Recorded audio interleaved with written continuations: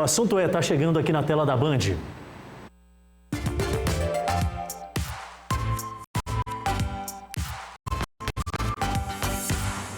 Eu recebo agora com exclusividade para uma entrevista aqui na edição do programa de hoje, ele que já foi deputado estadual, deputado federal, senador, todos esses cargos por Rondônia e também ministro da Previdência. Mas, acima de tudo, ele é, por formação, advogado, político pela essa vasta trajetória dentro do campo de atuação e professor. Eu vou me permitir chamá-lo por professor, porque todas essas funções requer que o senhor um dia passe por um professor, e o senhor tem esse título também, já lecionou. Muito boa tarde, seja bem-vindo, que honra.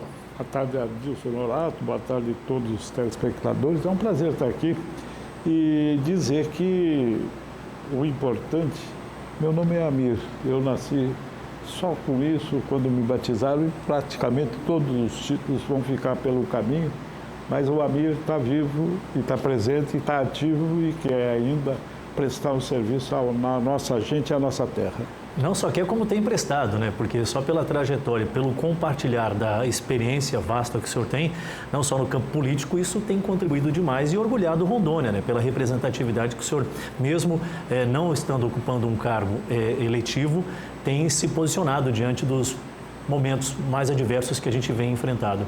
Não há dúvidas, a questão política, ela está no meu sangue, no meu DNA. E é claro que sempre eu ouso emitir juízos, analisar, discutir, dialogar, porque é um tema da vida da gente. A política é exatamente, como disse Aristóteles, o homem é um ser político, né? Então, nós somos na essência, porque na medida em que a gente vive em sociedade, tem que se relacionar e tem que estabelecer hierarquia de poder e de orientação para exercer uma vida feliz. Eu acho que a finalidade da gente é ser feliz, é ter alegria, não é sofrer. Sofrer faz parte já da vida, mas isso a gente tem que jogar fora do caminho e seguir, sobretudo, com os objetivos e os ideais. O importante é ter ideais, porque aí a gente sempre caminha mirando uma estrela no infinito, né? Para ver se alcança. E a gente sempre vai avançando e vai alcançando, com certeza. Merlando, deixa eu só recapitular aqui que a gente tem memória curta, isso é fato. Então, para quem está acompanhando... Eu fui relator da CPI do PC que redundou no impeachment do Collor. É justamente sobre isso que eu queria falar agora. As pessoas não conseguem vivenciar essas coisas no seu dia a dia, a história. O senhor ganhou muita notoriedade naquele período do impeachment do ex-presidente Fernando Collor de Mello, que inclusive agora foi preso. Mas por desdobramentos de outro envolvimento em corrupção.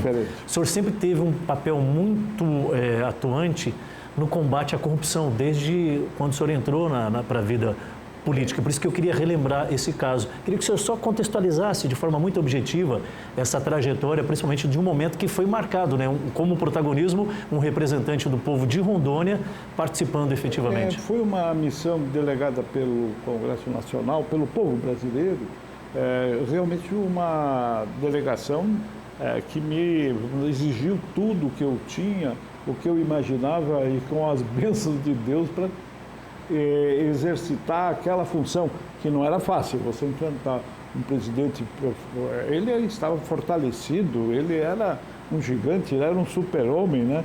Então, se comunicava bem também. Naquele momento era a grande esperança do povo por uma renovação, por um novo norte no país. Uma renovação que se esperava, mas sem ética, sem a moral, sem esses princípios gerais, você não vai a lugar nenhum. A política depende muito da conduta ética, né? E é isso que a gente sempre fala, que a questão não é só governar, é governar primeiro com a verdade, segundo com a ética e com, eu acho, a proteção de Deus, sempre é importante também. A gente relembra esse caso especificamente e eu queria trazer para os dias de hoje, né?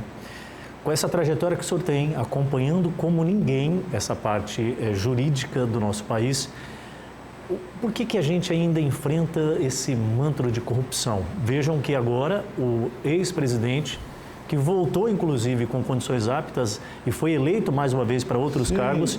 Agora não se corrigiu. Né? Agora é preso por desdobramentos, inclusive de envolvimentos constatado por inquéritos, né, e condenação, envolvida em corrupção. A questão da Petrobras distribuidora, né? Quer dizer, houve um apossamento, eu vou chamar assim, de recursos ilicitamente. Por que a reincidência? As leis não são a contento, Acontece professor? o seguinte, a reincidência depende mais da conduta pessoal do cidadão. Não é a lei proíbe, mas se o sujeito é um reincidente, vai se fazer, é contumaz, vai fazer o quê? Quer dizer, é um desvio de caráter, né, de formação, de o que você disser assim, de algo que está dentro da gente. Essa morosidade para nós temos ainda uma fera dentro da gente. Professor, essa morosidade para penalização, isso acaba também... Não, mas quer dizer, a questão das penas, elas têm que ter a certeza da execução, né? A pena não é a drástica de crimes hediondos que vai resolver, mas é a certeza da punição. Porque o crime só se redime com o castigo, ou seja, a pena, a punição. Então, o que acontece é que as pessoas têm um instinto maligno, mas muito domam pela educação que vem do berço, de casa, pela educação que vem na sociedade, em todo esse discurso ético, né, e moral. Mas, infelizmente, muitos cedem sempre, vamos dizer assim, aos chamados, né? Da fera, da perversidade. O Hesíodo, 600 anos antes de Cristo, era o grego, poeta, já denunciava a corrupção do judiciário em relação à partilha que tinha feito com o irmão dele, que beneficiou o irmão e praticamente prejudicou Hesíodo, que era o poeta. Então, quer dizer, o que ele fala que devoram-se as feras na terra, as aves no ar, os peixes na água, mas só não devoram-se os homens em razão do direito, da justiça.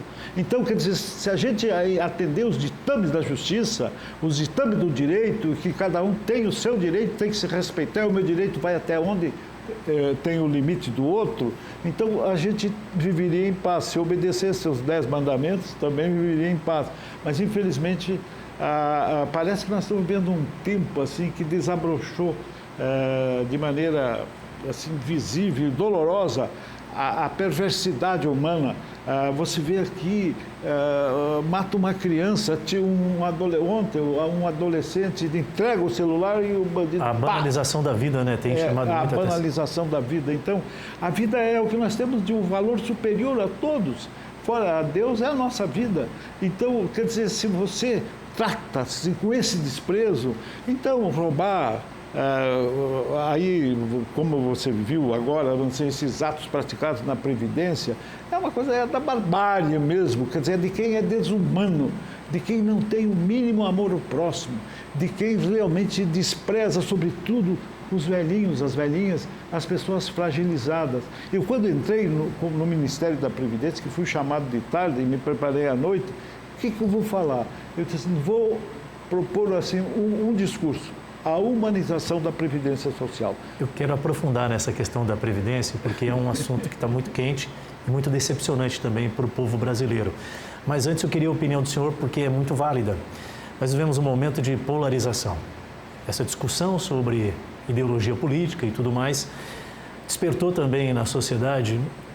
Eu queria que o senhor nos passasse qual a visão que o senhor tem sobre o momento em que todos nós vivemos de questionamentos acerca do judiciário. Nunca se foi tão debatido os direitos, mais direitos do que deveres do cidadão. Hoje todo mundo questiona decisões. O que está acontecendo? Qual é a avaliação que o senhor faz do momento em que a gente vive? Eu acho assim que houve momentos de hegemonia de outros, primeiro do executivo aí na época da chamada revolução, né, do golpe.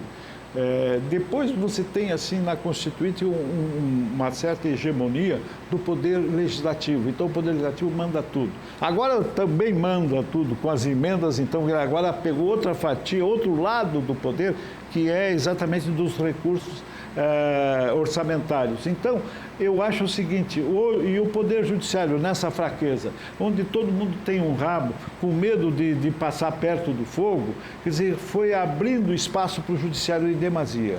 Eu acho que nós temos que corrigir, todo excesso será castigado. Todo excesso será castigado. Então, quer dizer, não pensem que esses excessos vão passar incólume ao longo da história. Haverá Trazendo para uma linguagem bem popular, professor, o Judiciário, pegando esta oportunidade em que o Congresso vem dando a condição para ele ir invadindo essas competências, exatamente, trazendo para a linguagem popular, está pegando muita corda? Essa corda pode esticar em algum momento? Não, eu acho que quando o excesso será castigado, pode transformar isso numa linguagem mais simples e, claro, eu acho que está esticando a corda, está esticando demais a corda.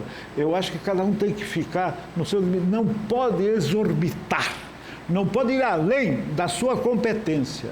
Tem que realmente ficar dentro do seu quadrado, como se fala aqui.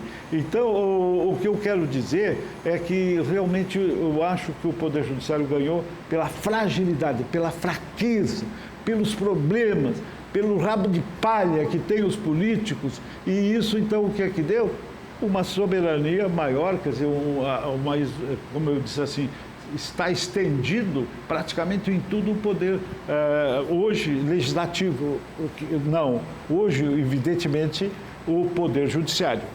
Então, quer dizer, professor, a competência que era para fazer a lei, quer dizer, na falta na morosidade, o Poder Judiciário está fazendo, às vezes, do Congresso Nacional. O país ainda pode ter esperança, senador?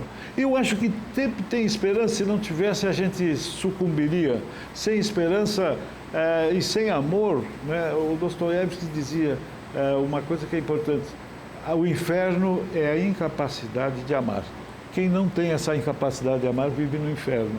Então, eu acho que o amor e a esperança faz parte. Se você não tiver esperança, não tem amanhã. Vivemos, por exemplo, na época da Covid-19, um momento que a gente não tinha amanhã, era um desespero, ninguém sabia se está vivo. Quer dizer, nós paramos no tempo, praticamente perdemos aí uns 3 anos nessa agonia, até que enfim veio a vacina, veio então a salvação, mas realmente sem esperança a gente fica sem o futuro. Professor Amir Lando, Previdência. 7 bilhões, aproximadamente, foi identificado de descontos indevidos. Isso foi só aquilo que indica a ponta do iceberg.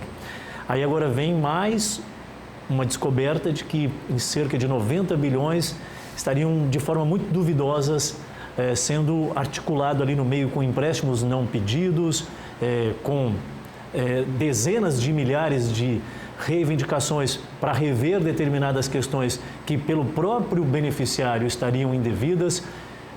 Onde é que a gente vai parar? Isso pode chegar a patamares da Lava Jato? A extinção da Lava Jato pode ter também facilitado esse modus operandi para meterem a mão de forma muito grosseira no INSS? Que a gente no direito não tem uma regra de ouro da democracia que é o devido processo legal. A Lava Jato se excedeu. Ela passou a puxar para si crimes que não eram da competência. As pessoas querem o poder, querem manter o poder. E o Judiciário também. Então, esse excesso foi castigado. E esses outros serão também. Mas vamos lá na Previdência. Eu acho o seguinte, os empréstimos consignados vai ser uma bomba. Eu tentei corrigir, quando eu cheguei, a primeira coisa eu vi a roubalheira, o que se perdia na Previdência Social. A Polícia Federal Previdenciária, que atuava nessa área, para ver as fraudes, tinha apontado que 30% se perdia na Previdência, no ralo da corrupção, do desperdício, da roubalheira, de tudo isso. Está institucionalizado, então, esses desvios dentro do sistema? Eu constatei como ministro, com uma equipe que foi maravilhosa. Isso naquela época, em que ano foi? 2015? Nós estamos falando agora até... Não, antes, né? 2008. Foi no primeiro governo ou no segundo? Foi no primeiro governo. 2004, aproximadamente. 2004. Então, o que eu queria dizer que realmente nós constatamos todos os ralos, eram 24 situações que havia desperdício de dinheiro. Por exemplo, benefícios não recolhidos ficavam nos bancos. Eu apurei num ano e no final do ano recolhi 4,5 bilhões. Bilhões? Bilhões e meio, porque tudo é grande na Previdência. Se aquela época já era grande, hoje é ainda maior. Então, eu não tenho os dados, eu podia ter até pesquisado, mas é um negócio nojento, assim, que a gente fica até, vamos dizer assim, com asco de tudo isso. Como se faz roubar da Previdência, roubar dos doentes, roubar das crianças? Isso é um crime hediondo, realmente isso é hediondo. E quer dizer, eu acho assim, não tem sentimento, ninguém tem pena dos coitados que estão já no corredor, né? No canto do cisne da existência, que já estão se encaminhando para o fim. E ainda se tira deles, é pouca coisa. Não, mas é muito para quem tem pouco, para quem não tem o necessário. É demais, se você tirasse R$1 da Previdência, hoje tem aí mais de 30... Diante de um crime tão hediondo como esse, por que existe a resistência em se aprofundar na investigação? Nós temos agora presidente da Câmara, presidente do Senado, que consequentemente é presidente do Congresso, mostrando resistências com a possibilidade, a gente está falando de investigar, de encontrar e culpar e penalizar os culpados. A Câmara já se eximiu, dizendo que tem muitas CPIs na frente. Isso seria uma absoluta prioridade. Prontamente a oposição buscou meios para uma CPI mista de responsabilidade do Senado. E o Alcolumbre também parece-me que vai varrendo isso para embaixo do tapete.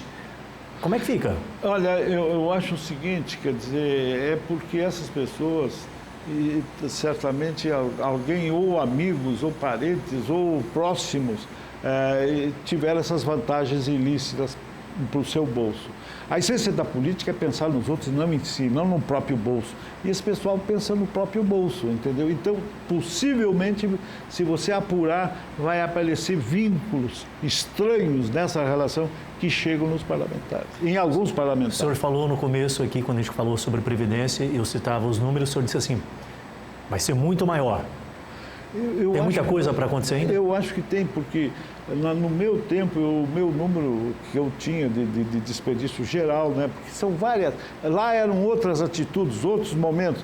Como eu combati, o pessoal recua. Quando você bate na pinta, o pessoal recua e aí parte para outros mecanismos. Não tinha esse mecanismo de descontar e indevidamente ainda não tinha, não estava lá. Parece que ele se inaugura em 2016, alguma coisa dessa ordem. Porque é para facilitar para o beneficiário, acaba facilitando também para os criminosos, que infelizmente estão permeados. Quer dizer, quem não quer investigar, porque tem rabo preto.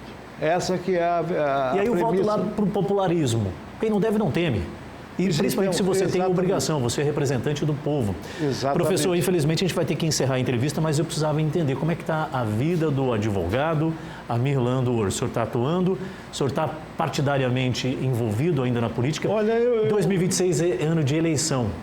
O senhor se posiciona de alguma forma? O senhor vê que é preciso novamente estar ali para ser avaliado pela sociedade? O que o senhor está pensando? Eu me sinto no dever de colocar meu nome, porque eu acho que eu tenho ideias na cabeça, disposição, coragem, não tenho rabo para proteger. Então, eu acho que eu posso ainda dar uma contribuição efetiva ao meu Estado e ao país. Eu penso em voltar como deputado federal. Nessa idade, com a experiência que eu tenho, agora não tenho nada que preservar. Vou prestar o serviço com interesse da minha alma, do meu coração, da minha experiência, do meu conhecimento, porque eu acho o seguinte, tem que se corrigir muita coisa. Quando surge uma questão da Previdência, me toca a alma e me obriga a reunir todas as minhas forças para lutar pela decência, pela dignidade e pelo respeito ao direito das pessoas, sobretudo os mais frágeis. Ex-ministro da Previdência, Amir Landor, foi deputado estadual, deputado federal, senador por Rondônia, advogado, professor também. Eu agradeço demais pela vinda, pena que o tempo é tão curto, já tenho que encerrar, são 13 horas e 7 minutos, tem outros conteúdos, já chega a programação nacional da Band, mas que seja a primeira vinda de muitas outras aqui, o espaço vai estar sempre aberto. Terei sempre a oportunidade de dialogar, e para mim é um prazer dialogar com a minha gente, com o meu povo.